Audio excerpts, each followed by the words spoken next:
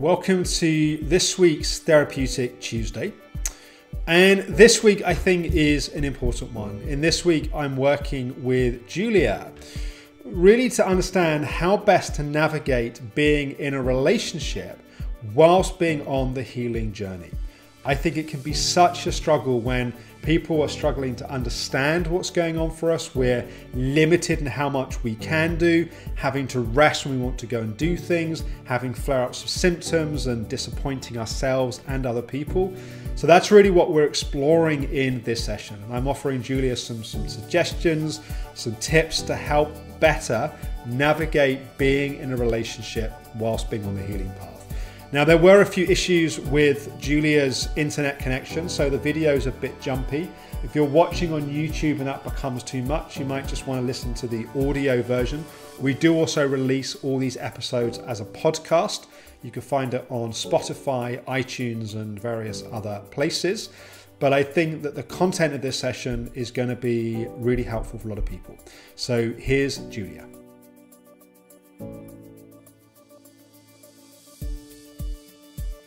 So yeah, no, I think this is a topic that a lot of people struggle with, and I'm grateful that you've kind of brought it to the table because it's quite a vulnerable one to talk about. Do you want to just give me a little bit of kind of context and background? In 2013, I had a petrol poisoning incident with my car, and I was chronically poisoned by a faulty exhaust over a period of 8 months, and then it culminated in an acute episode where I nearly died about 6 months later after a long car journey. And I'm an acupuncturist. That was my job, but I'm not working now. After that, I was doing a lot of Qigong. I've always done a lot of Qigong. So I kind of carried on in so many ways. And then I spent a couple of years detoxing, and I'm now using a bioresonance thing. And I'm now left with a body that isn't poisoned with heavy metals anymore. But I still have milder PTSD than I had before, but I have PTSD, and the diagnosis is ME, chronic fatigue. And I can see that the patterns that I'm now stuck in, however we get there, whether it's through infections or injury, I resonate a lot with most of the people you talk to. Okay. In terms of the fact that it's somewhere in my wiring, it's somewhere in my nervous system now. I am a bit weedy, but there's also patterns in my behavior and in my nervous system that are keeping me sick that actually aren't petrol anymore. Yes. Yeah. Yeah, that makes sense. And I think that's often what happens, that the thing that caused us or triggered us to get sick in the first place isn't necessarily the only part of the picture that needs to be addressing in terms of the recovery process. And then you were saying in your email that then that's presented some challenges in terms of relationship. Yes. Because I nearly died on my own when I had the poisoning, when I came out of that stupor, I kind of decided that I really needed a relationship and met somebody wonderful, and a whole load of things went very wrong. I tried to move to London. I had a couple of pregnancies. I really went for my helper pattern in the most ridiculous way that one could have. And I have to forgive myself because don't think I knew how ill I was, partly because I was doing so much Qigong, so I could move around. Mm-hmm. But I don't think my brain was okay, and I know my body wasn't okay. So that relationship ended up in disaster, and I came back up north where it's cheaper to be sick, where I've lived anyway. I live here. And I've met somebody fantastic, and we have a lovely time together. We're both musicians, and that's how we met.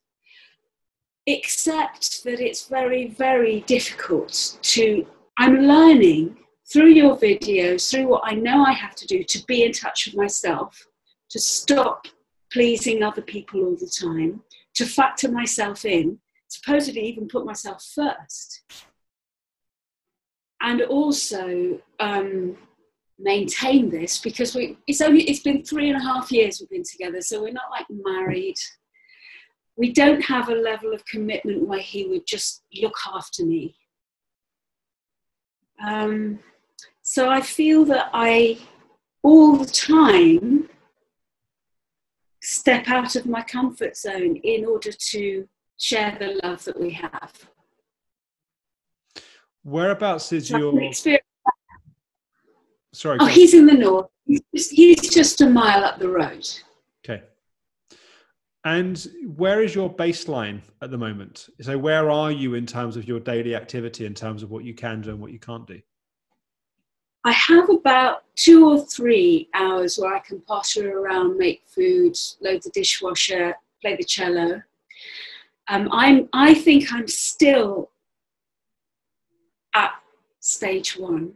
My main aim, my private personal aim, is to do nothing, to stay in a healing state, and to meditate all day long. Okay. He calls it my monastery. You're going back to your monastery, because if I do my meditation, qigong, discovered yin yoga online, these things, I can feel quite good. But when the world comes in, I very, very, very quickly don't feel good and get infections very quickly.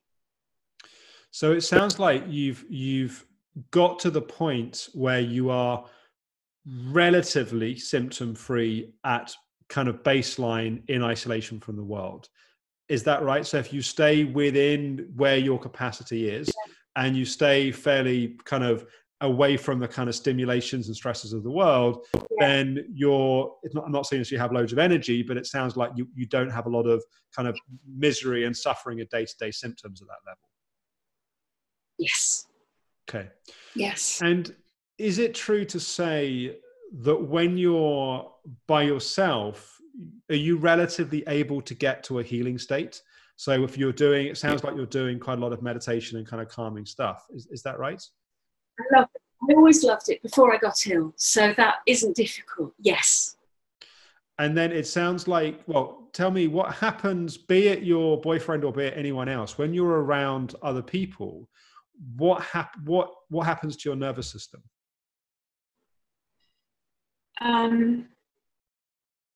I can very, very easily lose touch with myself and my needs, and with myself, with my body, what it feels like. And I'm very, very easily carried away by whatever's going on around me. And I experience a lot of joy because I am quite isolated here. So it's like, if I just go for a cup of tea with somebody in a cafe, it's like going to a wild party or something. It's like going to rave to my nervous system. So I know the next step for me is to try and keep an awareness of my inner body while I'm around people, so that I can stay in touch with how much energy I've got, and how to regulate it. But don't do that. And how is the dynamic of the relationship in terms of your boyfriend understanding your limitations and the challenges of your situation? He loves me very much and is really working on it. But it actually took me about 5 years to understand my own limitations. Because I don't present as ill in any way. My friend came round to collect something. She said, "You look perky." I was having like the worst day ever. I kind of perked myself up just automatically when I'm around people. So he doesn't understand. We're going to relate. We go to relate, and he feels like I'm not what he needs, because he wants somebody who can go for walks with him and go to the pub with him and do the normal things. And I'm way off that. I don't even, not interested. And when you explain what's happening, so when you talk about your experience in terms of, you know, your circumstance and how you're feeling physically and what's happening, how is that received by him? Oh, he's so bored of it. He does listen and he is patient, and I can see him practicing patience with me, which isn't the same as somebody who is. I've got some friends, like girlfriends, people who I perhaps don't spend so much time with, who I can feel how I am, and they're easy for me to be around because they can just, you know, I go a bit pale and say, they help me to look after myself. And they've known a few people with ME. He hasn't known anybody with ME before. And it's so weird, both to me and to him. So weird, the state I'm in. I don't, you know. So a few thoughts. I want to come back to in a second, exploring, I think, the stage you're at, which is a lot about learning to stay in contact with yourself when you're around other people. And that's its own challenge. But I think in terms of this relationship piece, I think what you're touching on is obviously very delicate and sensitive stuff. And I think part of the challenge here is that there is a sort of kind of dual role, in a sense, that someone who's in a relationship with someone with ME chronic fatigue sort of ends up playing. There's the role of being kind of a lover and a partner and a kind of someone that's in a relationship. And then there's the role of carer, supporter, cheerleader, driver, all those, you know, kind of cleaner, cooker, whatever, all those kind of things that someone's doing. And different relationships, I think, navigate that in different ways, partly because different relationships have different ingredients in terms of the people that make up those relationships. And even the strongest, most solid, brilliant communicating people in those circumstances tend to go through a really challenging time together. And I think the first thing is just to kind of name just how challenging and how difficult it is for both parties. And there are different challenges. And I think sometimes it's easy for people to forget when they're the ones that are going through it, that because their own suffering is greater, you're going to take it on a kind of objective measures of suffering, their suffering is greater, that still doesn't negate the challenge and the difficulty of the other person who is also trying to live their life and is trying to get their needs met and is trying to be empathic, sympathetic. And so I think it's one of those ones where there really aren't perfect answers. And I have a few suggestions and a few thoughts about it. But I think it's painful to me. And it adds a layer to my illness, to see him suffering through my suffering, because I see it and I feel it and I know it. I know my mum calls him a saint. She doesn't put up with me very well. You know, it's just like, she's like, oh, he's already, he must love me very, very much to be going through this with me.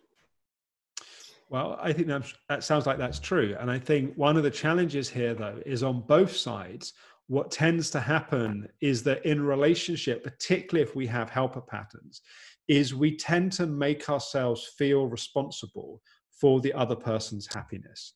And if you look at, you know, history of kind of romantic novels and kind of movies, that's sort of the line that we get sold, that we are responsible and we kind of swoop in and the kind of be it the knight in shining armor or the perfect princess, whatever it may be. But there's a kind of sense of, oh, well, I'm ill and that's really difficult, therefore that's really hard for him, therefore feeling guilty and feeling like you've got to make it better for him. But equally, him being, well, my partner is ill and I want to support them and make it better and alleviate their suffering. And when we take on responsibility for other people's happiness, we pretty much guarantee an ongoing sense of failure, because we are fundamentally unable to make somebody else happy. Yes, we can do things that are kind and generous and thoughtful and everything else, but fundamentally, if our sense of fulfillment and achievement in life is, am I making this other person happy? Then we feel like we're failing the whole time. But even when we succeed, it's often kind of quick passing, and then we're kind of back to that sense of failure. But also, we can't make someone else happy. And as kind of cold and as kind of heartless as this sort of sounds, that I think sometimes in relationship, what we have to do is we have to see things objectively rather than try and make them better and try and be overly optimistic about them. And we have to kind of find the place where am I at peace with this, and can I live with this, or can I not? And we have to sort of find the way to find acceptance. And that may mean that he has more freedom to go off and do the things that he wants to do with friends and with family, that he's not feeling the sense of guilt of, oh, I can't do that because Julia can't do it, and I don't want to be happy when she's not happy that she can't do it. And somehow the more each party can take, where possible, each party can take responsibility for their own happiness, the more you have two people coming at that relationship from a kind of fulfilled, positive place, even though that doesn't mean there isn't still suffering and difficulty that's there. Absolutely. And that's exactly what we both know. He's quite good at going out and doing things, and I'm really pleased about that. Sometimes, yesterday, I sort of was very tired, and I said, oh, you're doing 2 rehearsals. You're doing a rehearsal this week. Music is a thing that, when I can't join our band, our band is a loose collective, so I don't have to turn up. It's just that I want to. And the thing that presses my buttons the most is when they have rehearsals without me, or jams. So, oh, you're doing 2 jams without me this week. And that was really bad that I said that. We both know that we're not responsible for each other's happiness. And that is something that we say to each other all the time. And we're learning to know that on a deeper and deeper level as time passes.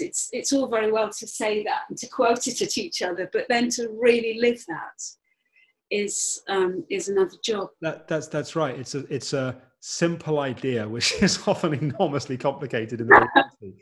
And I think part of it as well is that inevitably there's a lot of feelings that come up in a situation like this, like you were just describing, kind of, frustration, in a sense, an element of jealousy, a sense of kind of anger.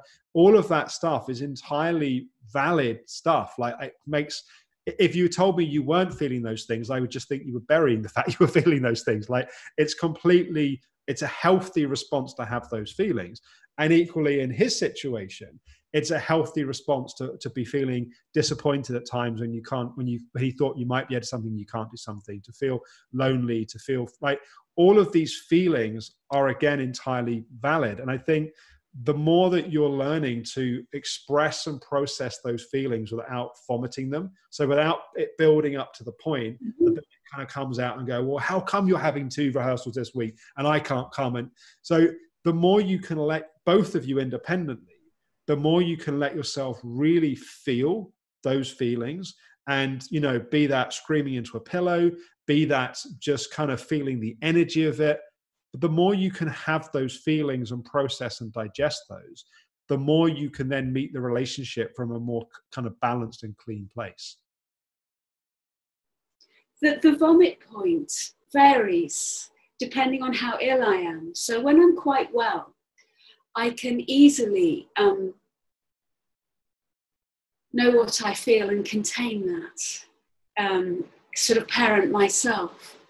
But when I'm overtired, I've got an infection, then it gets very that's when I'm frightened of myself, because I know that I don't know what I'll say, and it's very likely to be unkind and also something that I don't really mean.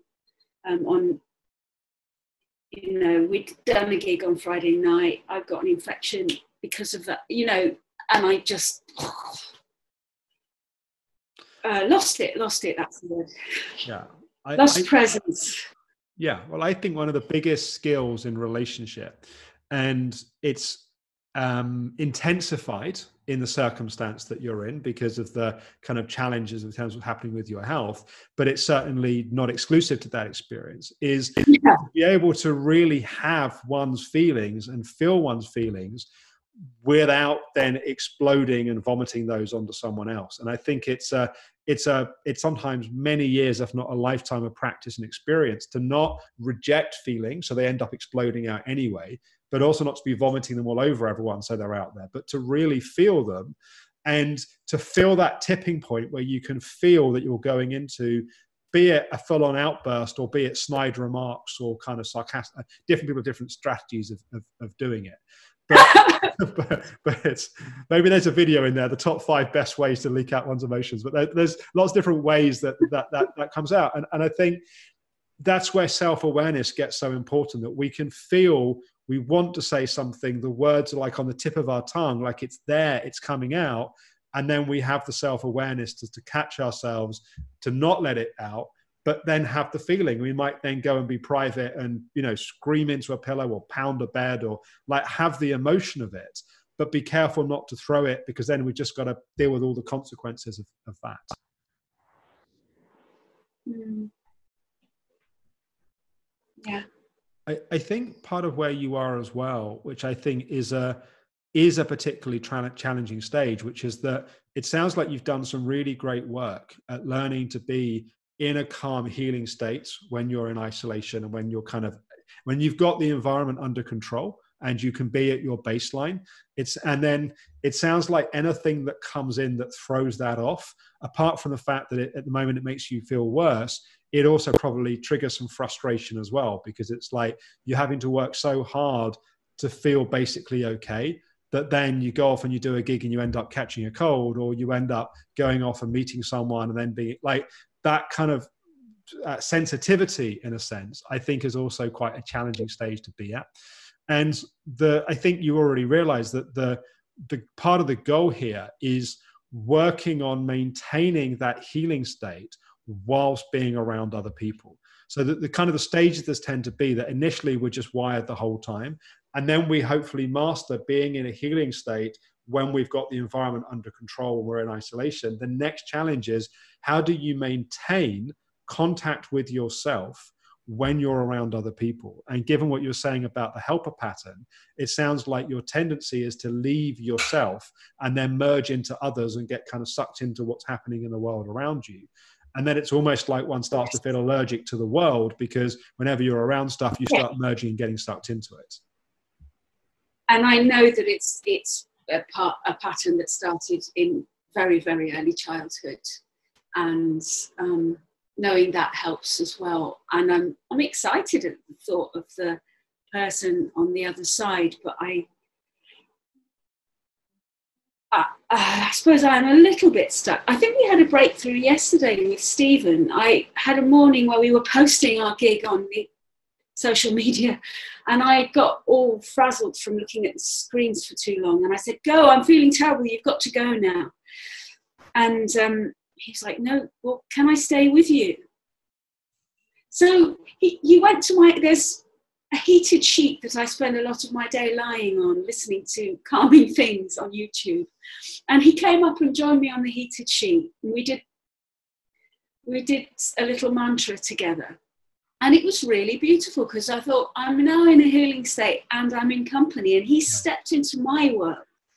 I always thought my world was too boring for other people because nothing happens in it. But actually, it's also it's very rich, the inner world is very rich. It's not empty. That's right. So that's very beautiful. Sorry? I'm saying that's very beautiful. And I think that is part of the trick, is what are the ways that you can connect at the level that you're currently at? And going off and, traveling the world, or kind of, being on tour, or kind of going to amazing places or seeing amazing friends, doesn't necessarily equate to deeper connections. Sometimes the deepest relationships are built through going through the greatest hardship. It's almost like the more difficult and challenging the environment, the more a couple are either fragmented or are forced to find ways to navigate through together. I think I'll hang on to that one. Might tell him that as well. Yeah. Yeah, no, it's just like when individuals go through challenging circumstances, they grow. When relationships go through challenging circumstances, they grow, or at least they have the potential to grow. Just like one can go through challenging circumstances and kind of give up and collapse under the burden, but one can also choose to use it as an opportunity to grow. The same is true in relationship. And, I think it is inherently very difficult for someone that isn't living in the body of someone that's ill to understand the fluctuating and varying nature of those symptoms. And that's where dialogue and talking and listening becomes really important. And I think just to kind of track back also to the stage where you're at, and I think you already know some of this, but the kind of the key here is firstly really practicing staying in contact with yourself when you're around other people. So things like body scan meditations, things like really practicing being embodied and being in your legs and in your arms.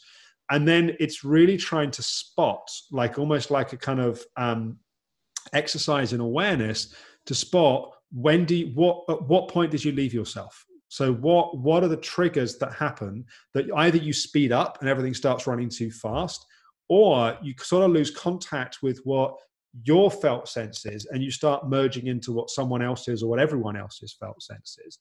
So the more that you can spot those transitions, the more you can get kind of skillful at practicing not leaving yourself at those points. Yes, actually there was another video with somebody else who's at this stage as well. I think I watched that's right, it. It was, yeah. Yeah, she was really helpful to me. That one was really helpful to me. Yeah.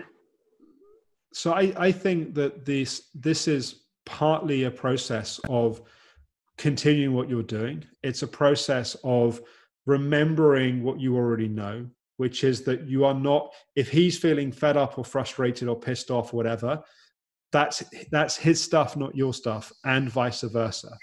And then it's figuring out the way that you can still be empathic and kind and sensitive towards each other without feeling the burden of the responsibility of each other's feelings and emotions. That means more expressing of your emotion for yourself and feeling it and giving it more space. And then I think it's finding more things, like more ways like you described of what happened yesterday, where you can connect and be together within the parameters that work for you at this point. There's something else that I worry about, just that I'm doing little bits of rewiring and I'm trying in different ways to tell my nervous system that I'm well when I'm in a healing state. So I struggle. I don't like describing to anybody in public my pains. And I sometimes need to tell him, I need to say, I did it today, I'm in pain. I've got a bladder infection right now. It's painful. I'm in pain. Let's meet tomorrow. And I didn't need to say, I'm in pain, let's meet tomorrow. But I added it for effect and so that he'd understand. And I don't like using pain. It's like using pain to say, do you know what I mean? I'm trying to come from this adult place all the time, and I don't know if it's really fair to use pain in that way. Well, I think that there's a place where, yes, one can overly be using their suffering and their difficulty as a way of kind of trying to get something from someone else. But I also think it's true to say that some of the pop psychology stuff will say you just got to focus on the positive. But sometimes that's also true. It's like, I'm in pain. Like that's a statement of objective fact. It's not And yes, it might be being said for other reasons or used for other reasons, but there's nothing inherently wrong with just the factual statement of this is my experience right now. And sometimes we can get overly caught up in what others might think and how they might react and how it might be for them and what it might end up meaning. But part of being authentic is also being able to be true about what our experience is. Yes, and actually this reminds me, my family are really into positivity, which is a great thing. But I have had around me, because of the circles I moved in as well, sort of quite a lot of toxic positivity where it's been very wrong, and where somewhere in my own wiring, I've made it wrong to be suffering a failure of something or other. And I feel like in some ways, especially because I'm a practitioner, that to admit that I've got to a place where I can't do anything is somewhat a failure. So I don't like using the pain to get my needs met, to get the space that I need to lie on my heated sheet today. And also it's layered in, it's interwoven with this kind of background of toxic positivity. Yeah, it sounds like there's a lot of inner critic there around it not being okay to talk about feelings. It's not okay to be suffering. You've just got to be positive the whole time. You're lowering the energy in the room. Like there's a whole kind of like vocabulary around it, which probably you need to challenge. I know. Yes, exactly. Yeah. And I know it's not true. And this episode with the poisoning is taking me on this journey that is, I'm quite proud of in a way. It's making me a deeper person. It's making me realise the shortcomings of those attitudes. Yes. It can be a bit shallow. And it's probably really important that I had this lesson, especially because I spent most of my working life sitting with people in this who are in the kind of state that I'm in. Well, I think a big part of it is a journey to being more real and being more authentic and being more true to yourself. And sometimes that's a statement of the fact there's significant suffering, but you're not asking necessarily for anything. You're not trying to manipulate a situation. And sometimes you might be asking for something. It might be actually, yeah, I'm in a lot of pain today. And is it possible that you could pick up some stuff from the shops for me? And it doesn't need to be a kind of manipulative or a kind of demand. It can be done in such a way which is just a respect of yourself and respect of the other person. But part of the healing and resolution of the helper pattern is learning to ask for help. Is it? Okay. Yes. Yeah, if we're so busy being the one that helps everyone else, part of the resolution and the healing is learning to be the one that is helped. Yes. And the thing is, I did actually for most of my life, I felt so well. I was such a fit person and I did feel good. So it wasn't a struggle to be positive. But now this is a new episode and I don't feel good. And I need to, it's that thing about just staying in touch with myself enough to know what is and what isn't manipulative. Yeah, and I think that really comes down to self-awareness, like being in touch with what am I really doing in this situation? Am I withholding how I'm feeling because I'm trying to be manipulative because I don't want anyone to feel sorry for me. I don't want anyone to see me. So I'm actually, that's also being manipulative. Or am I manipulative? Right. Well, it's withholding. It's withholding information so we can get control things the way we want them. So in that case, a lot of the people who, I remember a friend of mine who was very ill, she was in pain with cancer. And she said, when people ask you how you are, you must say you're very well. And I said, I'm not very well. I'm in pain. How can I say I'm very well? She said, well, what it means is under the circumstances, you're very well. But actually I can see now that is manipulative, or that is protecting people from your pain. what you often find is people that have spent a lifetime ignoring and rejecting their own feelings and emotions find a new vocabulary when they're unwell to reject their feelings and emotions. They, it's right. They spend their whole life not in touch with their feelings, and they get ill and go, oh no, that would just be being negative. I don't want to put negative energy out there. I want to tell my cells that they're well. It's like, well, you can try jumping on a building and flapping your arms and telling yourself that you can fly, but when you jump, you won't be flying. And the same is true with the body. You can deny and ignore what's there, but laws like gravity and laws like the reality of the body don't suddenly change because you ask them to. Then you need to heal things on a deeper level, and part of that is being authentic and being true and being real with our experience. I'm mindful of time. Do you have any questions, any other questions that come from what we've been saying? No, the answer seems, the way forward is simple. My Qigong teacher says, oh, the great way is very simple, but doing it is very difficult. Almost nobody ever does it. So, the answer is to become more and more authentic and in touch with myself, especially when I'm around people. And to also, in terms of the relationship, it's the same thing, actually. It's the same thing. It's about authenticity, finding things that we can do that are very, very chilled, and admitting that I need to do that without feeling like I'm manipulating. And respecting and owning your current reality and accepting yourself in that, rather than trying to persuade yourself that you have to be something other than where you are at the moment. And that's been one of the things that's been very useful about your videos overall, is to be able to witness people who are in a similar situation. They're at home, they're watching YouTube, they can't do a lot, and we know it's the right thing to do, but it's hard to reinforce that reality sometimes, that need. It can be a very lonely journey, and I think when we connect with others, either directly or indirectly, it can definitely be a big support.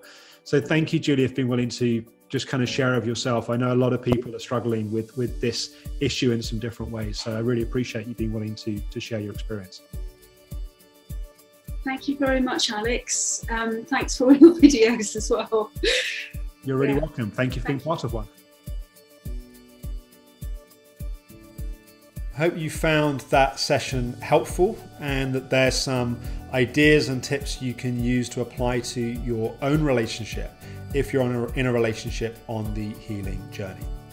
Tomorrow is Wellness Wednesday, and we have the third in our 3-part series with Director of Nutrition at the Optimum Health Clinic, Kirsty Cullen, exploring the adrenals and how they relate to chronic fatigue, ME, fibromyalgia, and that group of illnesses.